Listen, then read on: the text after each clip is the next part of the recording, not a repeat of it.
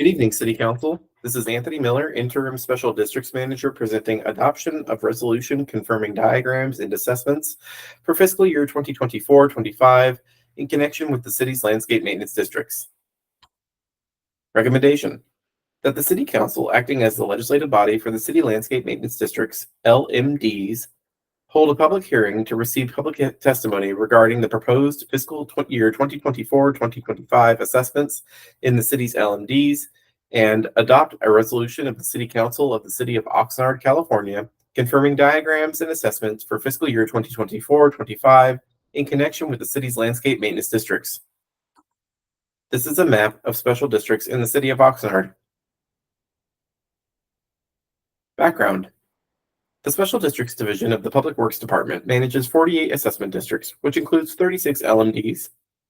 The city has allowed property owners, such as developers, to use special financing districts such as LMDs to fund the annual cost of maintaining certain public improvements that benefit the properties within the district.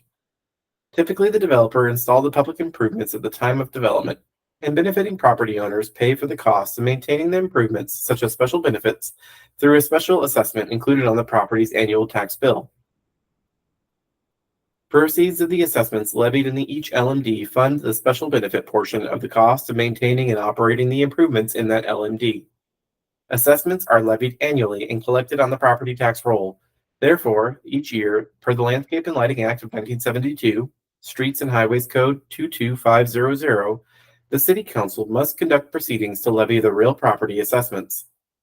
Revenue received from the assessments partially funds the ongoing maintenance and public improvements provided by each district, and in some cases is collected for future work that is conducted on a less than annual basis. In order to levy assessments in connection with the LMDs each year, the City Council must adopt a number of resolutions that, among other things, approve an engineer's report describing the levy for the year and call a public hearing on the assessment. Then the council must hold the public hearing. Following the hearing, the City Council approves a resolution that confirms the assessment and causes the assessment to be levied and collected on the property tax roll. The City Council cannot set the rate for the assessment in an LMD above the maximum rate approved by the property owners as adjusted by a property owner-approved inflation adjustment formula. On June 4th, 2024, the City Council adopted resolutions to initiate the annual proceedings for the fiscal year 2024-25 real property assessment levy and approved the report. The report includes a description of the improvements within each district, the proposed service levels, the estimated annual expenses for each district, funding to be collected for improvement projects for each district, the method of assessment apportionment for each lot or parcel within each district's boundaries, and diagrams showing the parcels within each district.